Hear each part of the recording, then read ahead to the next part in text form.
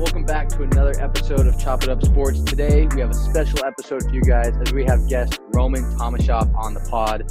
Roman is the host of the Locked On Huskies podcast. He is a site editor of the Huskies Wire, but most importantly, he is the only other person on the face of this planet that I know that is a Washington Huskies and New England Patriots fan. So, Roman, I just want to thank you for coming on the pod today. And before we get started, I just want to give you a little bit of time to tell us about yourself and what you do.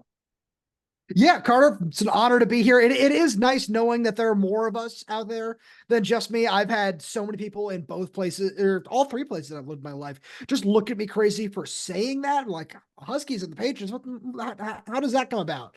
And it's it's a long story. My dad's a fan of both teams, so that's kind of how it came up with me. But yeah, no, a little about me. I played college baseball, Carter, as I know you're a runner, so it's nice to have that college athlete connection. I moved out to Seattle in 2019, started writing about Washington in 2017 with the Husky Hall. That moved into RealDog.com, which eventually moved into Sports Illustrated with Inside the Huskies, and now over with Huskies Wire, along with the Locked On Huskies podcast. It's awesome. I love it. Working in sports is it's all I could ever ask for it because I get to do things like this. We get to sit around and we get to talk sports. Is there anything better than that? No, I mean, there's nothing that comes to mind. I mean, that's why I'm, trying to follow in your footsteps a little bit, do what you guys are doing. It's been an honor to work with your podcast and just kind of see what the landscape of the sports media field is like. And for sure, growing up, I always thought eventually at some point I would kind of mature and be like, let's get a job here, like accounting or like, maybe run a business. And, it's always been sports from start to finish. So why not try and work in it? You mentioned, becoming a fan of both teams. Your dad liked both teams, so you kind of followed in his footsteps. For me, my dad was also a Seahawks fan. My dad's side of the family is from Seattle. So being a Huskies fan kind of ran in the family a little bit. My mom's side all grew up in Oregon, so it is a house divided. And the Oregon-Washington rivalry is always heated. But in terms of being a Patriots fan, I just didn't like rooting for teams that lost when I was little. And so what better NFL team to root for than Tom Brady, right? And so I think I've just kind of rode that train. Obviously, not as fun now as it used to be, but we're working through it in the rebuild for sure. And I wanted to jump into this Huskies and Patriots dynamic because I feel like both teams are in similar spots. We have new head coaches that are in their first year, strong running game, offensive lines have both problems, really good defenses. So just kind of in this weird transition period. Obviously, you cover the Huskies closely, and we talk a lot on Sundays about how awful the Patriots have been as of late. But I just want to get your thoughts on both teams. Yeah, well, so let's start with the Patriots, where thankfully it's the Husky bye week after what the Iowa game was, right? So let's start with the Patriots, where I'm super excited about what the future holds. It's weird, as you said, growing up, like not losing. I remember having a conversation with a professor of mine in college who's a huge Chicago Bears fan when there was that Aaron Rodgers where he leaves with the calf injury, comes back, leads him to come back on like Sunday Night Football. I remember having a conversation with her where she was like, "Yeah, this really sucks," and I had to be very honest, and I'd be like, "I don't know what this feels like. Like this is unfamiliar territory for me. Like my team wins every single weekend and it's awesome and I love it." And when I look at this team now, it's weird, first of all, to just see that, but it is what it is, right? It's all part of sports, the highs, the lows. It's one of the reasons that we can't get enough of this stuff. But when I look at the Patriots, I see a really bright future. Super impressed with Drake Maye against the Texans. Let's see what he does against the Jaguars on Sunday. I like his outlook against that terrible defense. So that'll be really nice. I think they got some solid building blocks just all over the field, really. Yeah, what are your thoughts on this 6 a.m. 6 a.m. wake up for you on the West Coast there in Washington? What are your thoughts on this London game? I mean, I'm not a huge fan of waking up early on a Sunday, but So I'm weird. I wake up on Sundays early anyway. Like I get up and I go to the okay. gym. So I get up Okay. and I go and I get a lift in. I was really annoying during the Bears game last time where I had my phone and I was putting my phone down like next to the weights so I can like shoulder press and watch Romadunce and everything. So I don't mind. My girlfriend minds very much when I turn the game on, like while I'm like getting ready to go. But Yeah. it's not the worst thing in the world. What's worse is like I went to school on the East Coast. Getting Mm, up, wait, like London games were nice because I got to tell my friends, like, hey, these few times a year where we can just wake up and watch football, that's every week on the West Coast, and nobody gets it. Like if yeah. you live on the East Coast, a lot of my friends tend to stay out there. It's like you don't get it. If you come to the West Coast, be like, oh, I get to wake up and watch football. This is the best. No, I totally agree. And I mean, like, even now being in Idaho, I mean, only it's an hour difference. So, like, the difference between staying up to 11:30 and 1 a.m. to watch, like, an after dark game doesn't really affect me. But those East Coast guys, they just miss out on so much good football and Yep. even basketball later in the year. It's wild to me. And just getting back to the Patriots, like we are talking about, I think I'm really excited about it. I mean, I sat through the entire Texans game last week just to see how Drake May looked, and I was really excited. It's tough to see. It's like seeing your friend try and like talk to that girl that they really like, and they I just know. can't get any help. I like this. Yeah. And I know exactly what you mean with he's this. making all these throws, and he's looking good. And I mean, he has the 50-yard touchdown that just looks so nice, falls right in his Right. lap. And then he has the interception that's getting caught off the back of, Hunter Henry's helmet, and the offensive line's not giving him any help. And so that's frustrating to see. But like you said, going forward, it's exciting to see that we can, now know that there's a future and a guy that we can invest in. And, like J. Cole says, there's ugliness in the success. And so sometimes you just got to enjoy that sometimes and This just is kind of ride along. No, absolutely. And this is like I said, this is unfamiliar territory. This is what it's like for every other team in the NFL. Like look at the Jets, look at the Broncos. I'm gonna throw them into this bucket even with Bo Nix. Look at so many of the teams around the NFL where like the Raiders, I feel like are another really good example, where you can look at so many other teams and just say, like, oh, like they can't find a quarterback. How is it that hard? Like just have Tom Brady. How hard is that? Because Right. I know too many people that were just kind of like, yeah, this Patriots run is amazing. It's never supposed to stop, and they're supposed to win like this every single year. It's like, no, that's not what the NFL is. The NFL is the ultimate league of parity. It's so much fun because there is so much parity week in, week out, and year out. And yeah, it's awesome when look at Jaden Daniels, right? Like there is so much fun when you finally find that guy, and it looks like Drake May could be that guy. And let's just be grateful it's not 20 years and it's what, 5? Yeah, no, exactly. I completely agree. And it'll be interesting to see how our listeners take that Bo Nix comment. A lot of Duck fans tuning into the Chop It Up Sports Come at podcast. me. Exactly. Me and you both, man. Switching sides a little bit to the Huskies.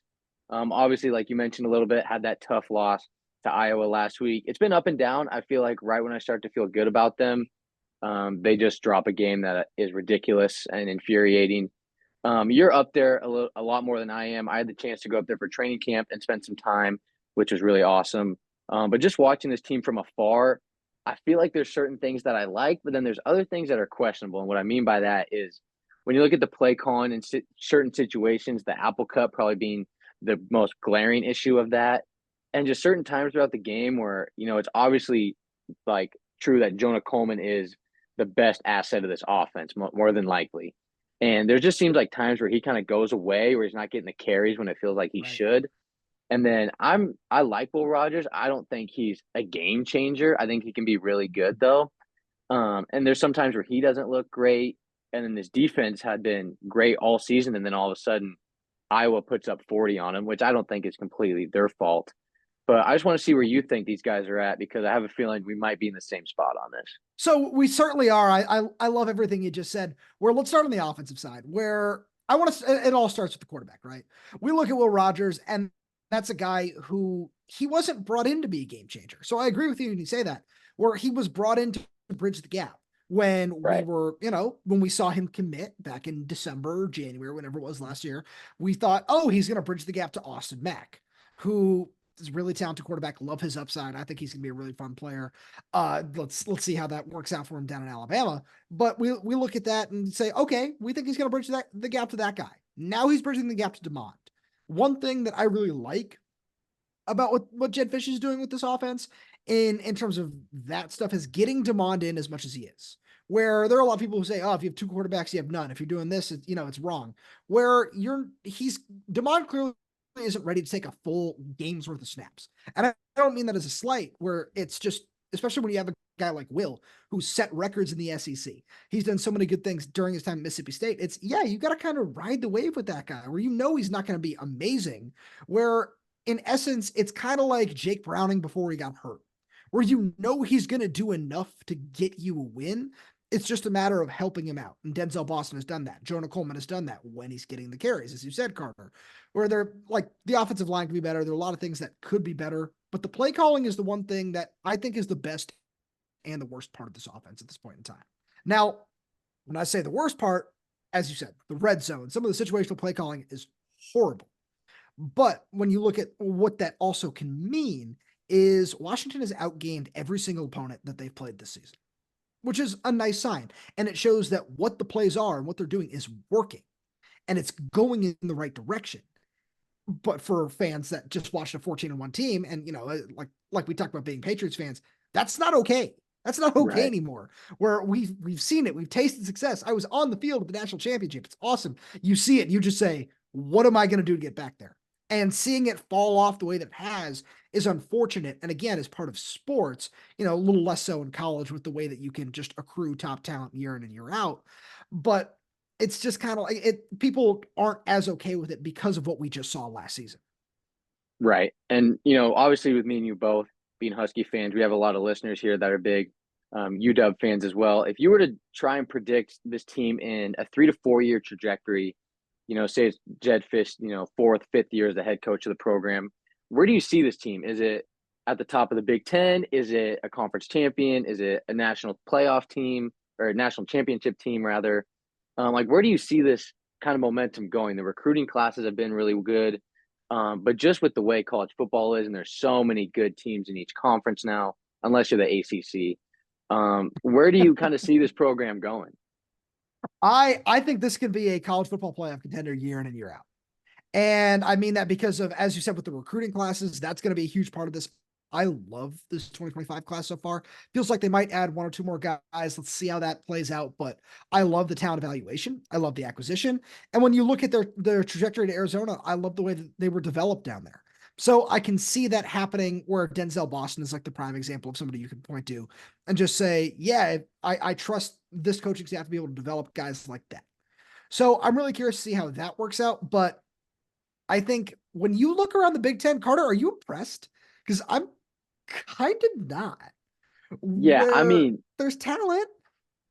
Yeah, for sure. And obviously you're always going to have the Ohio States and the Michigans and the Oregons that are always going to look great on paper. And obviously Oregon picked up that massive win against Ohio State last weekend that, I can't hear enough about. Gift wrapped and handed to him by Will Howard. Oh, for real. My phone, we were flying back from Chicago, and as soon as we land, my phone just starts going ding, ding, ding. And I go, well, I guess I know who won that game. Unfortunately. Just ridiculous. Yeah. And so, but no, I think you're right. I think when you look at the Big Ten, there's always going to be those consistent powerhouses. And I think we see teams that are starting to rise to the occasion a little bit, the Indianas, the Illinois, teams of that nature. But I think Washington is also going to be one of those teams. And my thought on the Big Ten has always been they're always going to have a team in the national championship mix, but that team is usually always beatable. Like the Ohio States and now the Oregons that we've seen in years past, where you look at them and you say, this is a top 4, top 5 team in the country. And you get to that second half of the year and they drop a game to, whether it's Oregon losing to an Arizona State or Ohio State losing to Michigan or Purdue or just games like that. And so for that reason, I think this Washington team will be right in the mix, like you said. So I certainly agree with you there, where I think that one of the interesting things about the Big Ten, and I feel like it's sort of come true this season, where once Washington really is the place that Jedd Fisch wants them to be, which it feels like they'll be really close to that, if not there next year. And it feels like the whole Oregon thing of, oh, wait till Cristobal gets his guys. Now wait till Landon gets his guys. I don't want it to sound like that because I don't feel that that's where Washington is. But when I look at the Big Ten, I see a very clear-cut top 3 programs in terms of history, in terms of however you want to slice it, in Ohio State, Michigan, and Penn State. But I think there's a not necessarily as large of a gap as some traditional Big Ten fans think there are between USC, Oregon, and Washington, where all of a sudden, I think that if Jed can really get this program to where he wants it to be, that can be the top 6 teams in this conference in any, order that you slice it year in and year out. Wisconsin will have its moments. Iowa will have its moments. They're always going to be solid. You talked about Illinois, Indiana. Let's see how long Kurt Signetti stays there before, like Florida comes calling or something this offseason. Yeah. But they're always going to be those teams. But I think that's going to be the consistent hierarchy of the conference. Yeah, I would have to agree with you there. I think, like you said, those 5 to 6 teams, and really throughout my lifetime has been consistent with who are your top contenders, who's going to be in the mix, and then who are some wild cards. Right. So switching sides a little bit, going from college ball to the pros, we're not going to be talking about the Patriots, but we are going to be talking about the AFC East. It was kind of an interesting week earlier this week where we get the breaking news that the Jets get Davante Adams back after losing Monday night to the Bills. And then just a few hours later, the Bills pick up a wide receiver of their own, and Amari Cooper. Seemed like it was kind of a reaction to the Jets move. I have my opinions on this, and I've kind of shared it, not on social media or in public, but I've had my own thoughts, just talking to some people and some friends. But I want to get your take on this before I get into that. All right. I was going to say, I want to hear what you have to say, but if you want me to go first, I got you. All right. Let's start with the Jets because let's go chronological here. With the Jets, I think that Davante Adams is a nice get. I think they should have done this before the season because this doesn't change the fact that Aaron Rodgers is 40. I was listening to, I believe it was the Ringer Fantasy Show where somebody said Tyron Smith looks like he's 85 at left tackle. That doesn't help that. That doesn't help this offensive line. Yeah, it's going to help Aaron Rodgers get the ball out. It's going to help him do some things, and Davante's going to get his touches. He's going to look really solid. But it doesn't help the other issues on this team where I don't think they're going to win the division. I don't think this is the Jets are now going to win the division type move, but I think it's going to make them solid. And I think this kind of also shows that Aaron Rodgers is running the show, which I'm exhausted by that. I'm tired of where we are with him at this point in time with all that sort of stuff where he's not LeBron. Like, let's be real. There's one person in all professional sports I can say they actually run the show. It's LeBron James. And Aaron Rodgers, as good as he is, and or as good as he was, really, like, let's be honest, he's not LeBron. Yeah, no, I agree with you step for step there. My roommate, who is not here right now, diehard Packers, Aaron Rodgers fan. He's not going to be happy to hear that, but I don't think you're wrong. And when I was talking to some people that I know earlier in the week, I kind of, we had this consensus of the Jets made the sexy move, but the Bills made the winning move. And Yes. I think we see this a lot in sports where, we see teams sign these big free agents or make this blockbuster trade that is super attractive and super shiny. And especially with Davante Adams and Aaron Rodgers, the history they have in Green Bay, all the success that they've shared. I think the Jets, this offense makes them better just because you add another weapon. But like you talked about the offensive line, sometimes it's not the sexy stuff that leads to winning. And especially in football, offensive line is probably at the top of the list in terms of that category. Whereas if you look at the Bills, Amari Cooper, he's a quiet guy. The Bills aren't this super flashy team. They're fun to watch. I love Josh Allen. Despite being a Patriots fan, I really enjoy watching this Bills team. He's so fun, man. And I just think Amari Cooper is just a team guy. I know they were always knocking on the doorstep of that Super Bowl appearance with Stephon Diggs, but I think Amari just fits the system a little bit better. He's a put his head down and get to work kind of guy, and I think that works well with Allen rather than the diva that Stephon Diggs tends to be. And so for me, this trade, it wasn't super sexy. I don't think this means that the Bills are immediately like the favorites in the AFC, even though I think they're a contender. I just think when you look at the Chiefs and where they're at, like that's going to be a hard out no matter what, especially if you get them in Arrowhead. And just so many, like the way the NFL shakes out, I mean, we could be in, October, November, December, and things are looking completely different than they are right now. But I Right. like the Bills. I think the Bills made the better move and the smart move in this trade. But I am interested to see how the Jets fare. I think they're going to be fun to watch, but I don't know. Fun to watch doesn't necessarily lead to winning. So it'll be interesting to see. And I just want to hit on this real quick before we move on. But how frustrating is it to see other teams in the AFC East make moves for receivers when the Patriots are just sitting here with a rookie quarterback and saying, all right, rookie Jalen Polk and Kendrick Bourne, like, do your best. I'm honestly not frustrated with that personally, where I Okay. look at that and I say, all right, we know what this season is going to be. We get it, kind of, where like, outside of that miracle against the Bengals, because that's what it was. Outside of that, like, I'm okay with the Patriots being as bad as possible this year. It's weird to talk about it that way, but that if that gets me Kelvin Banks, if that gets me Will Campbell, if that gets me insert offensive lineman here, I'm okay with that, because then Drake and Jalen Polk and Javon Baker and Demario Douglas and Kendrick Bourne and whoever else you want to say, if that, if you still want to bring in a guy, that's fine. If we want to look at, whatever this receiver class is going to look like in the offseason and get a not Juju Smith-Schuster type player in the building, that's fine. I'm okay with that. But it's not the time right now to say, go out and get it like a wide receiver, because that's what this team needs. Where you can save that for the draft. You can save that for free agency, where right now it's about figuring out what you have in Drake Maye. If you wanted to go trade for a left tackle, if you want to find a way to do that, go for it. But let's be real, that's not happening.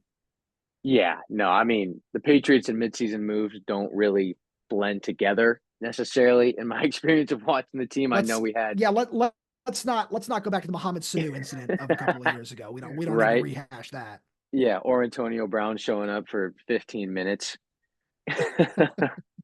So we're gonna I get forget in. that happens. Oh, dude, wild. I mean, I forget it happened too. I was so excited, and then like a week Same. later, I was like, "Oh, that was fun." Yeah, this is bad. Yeah, no, exactly. So switching sides once again, we're gonna make a little transition from the AFC East and NFL and the NFL. We're gonna go back down to college football, and we're gonna talk about a guy that the people around here like to call Black Jesus, Ashton Jeanty. Being here in Oh, Nampa, Idaho, Boise State being 20 minutes down the road. I mean, you would think he is running for president here. I mean, you see three signs here in Idaho. You see Harris, you see Trump, and you see Jeanty. Those are the three main people in Idaho at all times. And not getting political at all, but Ashton Jeanty is just super popular here, and it's super fun to watch, a smaller community compared to a program like Washington or an Oregon or an Alabama, and just see this guy on a national level and see Boise on a national level. And it's just really fun to see that and just be around this environment. But it really feels like this Heisman race is heating up. Earlier, a couple weeks ago on this channel, I talked about how I thought Cam Ward was the favorite. He's still been good. I think the last couple weeks, his performance has kind of deterred just a little bit, and Jeanty has just been consistently being a dog, and so is Travis Hunter. But I wanted to get into this because I was looking on Instagram last night, and I originally wasn't going to talk about this, but I run across a Colorado post, surprise, surprise, and Travis Hunter has this quote on Twitter, and it says, "It's not like we haven't seen a running back that's good. We haven't seen a player that plays both ways, and I'm going to keep saying that." My response to Travis Hunter, and I'm actually a Travis Hunter fan. I'm not a big Colorado guy, oh, for but I sure. like Travis Hunter. My response to this is that, first of all, Ashton Jeanty leads the nation in rushing by over 300 yards and is on pace to break a record that is owned by Barry Sanders in the 1990s. That was 30 years ago at this point. My second counter to my man Travis Hunter is when you say we haven't seen a player that plays both ways. First of all, your own head coach played both ways.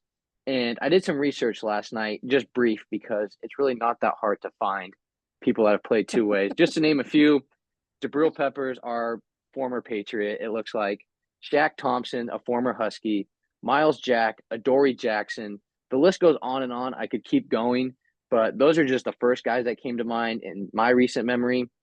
And I think Ashton Jeanty's that guy. I've totally bought into the Boise hype train, and I'm Team Jeanty all the way. So that's my thought on this. And that's not to discredit Travis Hunter. I think he's great. He's No. probably even better than a couple of these guys at being a two-way player, maybe a little bit more dynamic. But I just kind of took it as a sign of disrespect to Jeanty a little bit. And I don't think he cares. Ashton's a pretty quiet guy from what I've seen. Um, that just kind of fired me up a little bit. I was like you're gonna come out, and I totally get promoting yourself, but like Jeanty's been killing it. He hasn't been saying anything. He's not posting himself on social media. He stayed quiet, and he's just focused on winning. And so that's my take. That's my rant on the Heisman race as it heats up here down the backstretch. But I want to get your take on this. I want to hear what you think. Yeah. So first of all, I thought when you were like, "Oh, not getting political here," I thought you'd be like, "I'm voting for Ashton Jeanty." That's where I thought you were going with this. So I was gonna be like, "All right, you got my vote too." Like that's all I need to hear, especially all the Barry Sanders stuff. Like it's wild. Oh, Where for sure. I saw some rebuttal to the Travis Hunter thing, where it was like he was like, "Oh yeah, like what does he have? Like 95 touches? Get me 95 catches." And I wanted to be like, dude, Roma Dunze doesn't have 90, didn't have 95 catches in his spectacular season last year. Like let's cool your jets here. Yeah. So like there's that aspect of it all, but even a step further, I want to highlight one guy where I got like, the PTSD dog meme where I was having flashbacks when because I saw Miles Jack on the paper, like not only obviously like, Bellevue guy, local guy that goes down to UCLA, but I remember being in the Rose Bowl watching him score like 4 touchdowns against the Huskies in whatever year that was. It was like 2012 or 2013. But like we've seen Travis Hunter before, man. Like, yeah, we haven't seen a guy that's going to be top 5 pick. Like, obviously, Jabril Peppers was undersized. Miles had some injuries. Dory was a first round pick, but it wasn't top 20 or like top 10 guy, top 5, like Travis might be. But we have seen him. We haven't seen Jeanty. I remember like because Washington opened their season last year against Boise Yeah. State. I remember being in the press box. The one touchdown scored by Boise State in that game was a 50, I want to say 58-yard screenplay to Ashton Jeanty. And I just remember watching that guy be like, oh, this guy's pretty good. Okay. Remember hearing some rumors about him potentially entering the transfer portal this offseason. And before the coaching change, I was like, ooh, he might want to come to Washington. That'd be really interesting. And then everything happens the way it does. I know there were other reasons that he ended up staying at Boise as well. But if you don't think Ashton Jeanty is the favorite, I respect the confidence in yourself. But no, come on, man. Yeah, 100%. And as someone who goes to school and is a student athlete in the Boise area, it takes a good person to stay here when there's a lot of money on the table, like there is with Ashton Jeanty. I mean, I have a hard time believing that there wasn't millions of dollars coming in from programs like Washington, like you said, even East Coast teams down there in the SEC. I saw a quote from him the other day that said, something along the lines of, money is great, but to me, what's most important is leaving a legacy and an impact on the next generation of football players in Boise. And to me, that was just super special. And as someone that's, somewhat new to the area, Boise's great. I love the area. It's pretty quiet and reserved. Like you're not close to really any big cities. Like this is kind of the metro and that's it. And so for him to stay, I think it means a lot to the fan bases. And obviously recruiting wise for the Broncos, I think that just shows like this is a place where you can come and you can be successful and you can put yourself on a national stage. And, speaking about national stage, Boise State has been my pick to be the non-power 5 school to get in. I even see a scenario where the Big 12 might kind of start to fall off the map a little bit and Boise could sneak in and get the 4 seed. I don't think it's likely, but they could. But I just wanted to, like, who do you think is going to be the non-power 5 or non-power 4 school to get in? Yeah, I've got Boise where Boise as the well. Ashton hype train is too much right now. Where I'd love to see it be like Army. Army's been fun. There are a couple other Right. schools that like are in that mix. It's like, ooh, this would be cool. That would be cool. But it's the same thing where it's like if Ashton's not your Heisman favorite, if Boise State isn't right now that team that you think is going to get that 12 seed, I think you're just seeing something wrong here. For sure. No, totally agree with that. So before we let you go and wrap this up, this is a little fun segment we're going to do. Um, top 5 all-time Washington Huskies draft. Just it can be your top 5 favorites, top 5 best players. The only rule is that you can't pick a player that the other guy picks. And then at the end, we'll review our teams and we will let the fans vote who they think I has the like better this. team. You're the guest. You're the away team. We're gonna let you pick first. Ooh, all right. So I was thinking about going my favorite player first overall, but I have a sneaking feeling you're not going to take my favorite player number one. Okay. So with that being said, I've got to go with Michael Penix here. It's it's recency bias. It is what it is, but I can't not take Mike to start with everything we've seen him do for the last couple of years. Yeah, that was my first pick, hands down. That was going to be who I was going to take. Um, so I was going through, I was doing some research before, we joined the Zoom. And, I was born in 2005. I'm young. I totally get that. But I do have some elite ball knowledge. I wouldn't be doing this show if I didn't feel like I could talk about sports. So I'm going to go with a throwback to another Washington quarterback, and I'm going to go with Warren Moon as my number one pick. Nice. That's a fantastic one. Are we doing snake draft? I feel like we should do snake draft style. So You you want should pick snake? again here. Okay, all Yeah, right, let's we'll do it. snake. I'm going to go back with another throwback on the other side of the ball. This is a guy that I would watch on like YouTube and old grainy Washington highlights. I'm going to go with Steve Ettman as my number That's where I two thought you'd pick. go. Yeah. Yep. So I also wanted to go defensive tackle number 2, but I have to take my favorite Husky of all time, to the point where the old Nike black jerseys with purple sleeves, like the second he left, the second he left, and I was able to make a custom one. I did. I wore it down to LSU, Georgia, and I had a whole bunch of people high-fiving me like, that's the best jersey I've ever seen. Vita Vea. That's awesome. That's a great pick. Never seen. Oh, I love him so much. I've never seen somebody dominate the game. Obviously, because I was born in 1997. I get a lot of guff for that all the time when I'd be like, oh, I don't talk as much about Steve Ettman. Yeah, I didn't watch him. You and I, Carter, we were not alive when he played at Washington. We don't understand what it was like. So Vita Vea is my Steve Ettman. Exactly. So it's your pick again. You're back to back. Yeah, I'm struggling here where I kind of want to have it be a nice, well-rounded team. Got one guy in the trenches. I've got to take a receiver here. And I thought like when you were talking about like some throwbacks, I was thinking about maybe a Reggie Williams, maybe a John Ross or a Mario Bailey. But because I have Michael Penix, I can't not take Rome Odunze to go with him. Took my pick right there. Can't go wrong with Rome at all. So, okay. So, all right, I got a quarterback. I got Warren Moon. I got some toughness on the defense. Like you said, with the receivers, I feel like I need to match that. Rome is going to be hard to match. I'm going to go with a guy that was a childhood favorite. Me and my little brother grew up loving this guy, had his jersey, the whole shebang. The old 40-yard dash record holder. I'm going to go with John Ross. I'm going to get some speed on my team. I like that. That is it. I was between those two, where those are probably my two favorite UW receivers of all time. And I had to go Rome with the nice little stack there. For sure. Okay. So I got receiver, I got quarterback. All right. I think I know where I'm going to go with this. So looking at the defensive side of the ball here, need some help in the secondary if Rome's going to be out there running around. I'm going to go physical. He's an NFL All-Pro, currently still playing. Give me Budda Baker. It's my 4th pick. Oh, all right. I thought you were going to go somewhere else there, because I also wanted to go secondary, and I was torn between somebody who I thought you were going to pick, and I'm not going to say his name just to be safe, because I might just double up at corner and say, I don't care about the pass rush because you're not throwing on me. You know what? Yeah, that's exactly what I'm going to do here, because I struggled. There were a lot of guys that I wanted to take here. This is tough, where I looked at it and I was like, all right, I could take, I'm just going to throw some names out here just to show they were part of my thought process. Like I could have taken like a pass rusher like a Haoli Kikaha, who I was a huge fan of, or Shaq Thompson in the middle, maybe have him play both ways a little bit.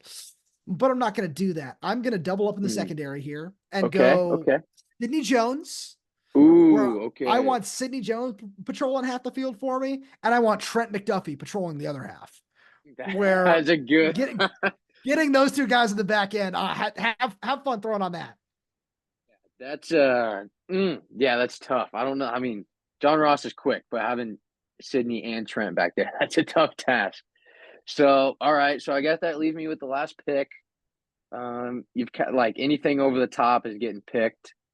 Despite how good Warren Moon is, I feel like my defense is pretty solid right now. Like it's physical.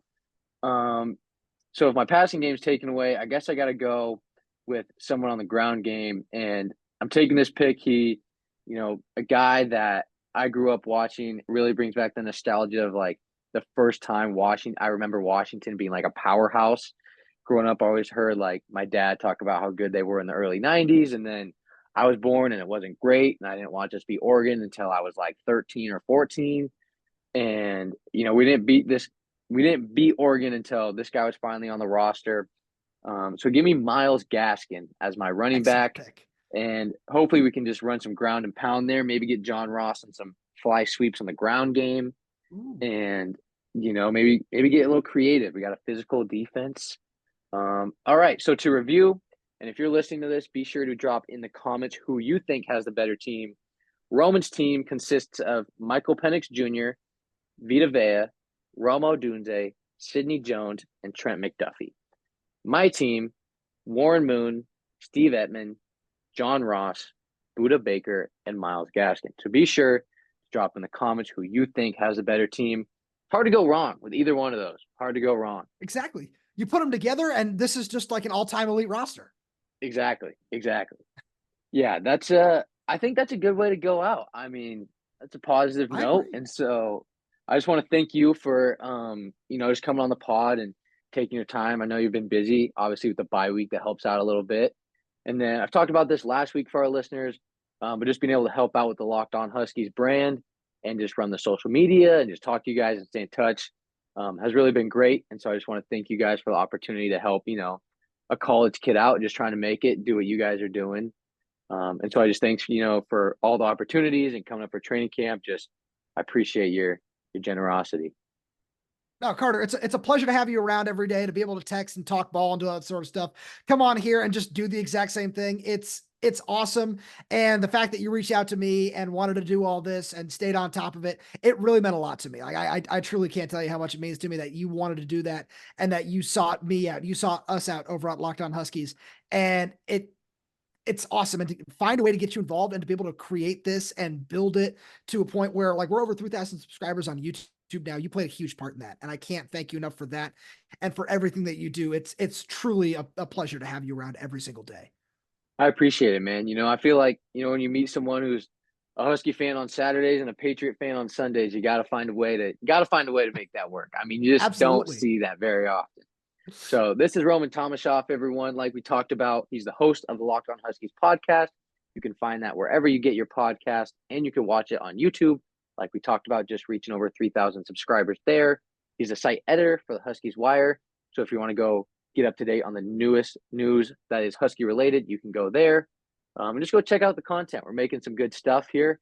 And as football seasons wind down, it should get better and better. So this is going to be it for Chop It Up Sports. Be sure to hit that like, subscribe, share button as we keep the ball rolling. And thanks for listening.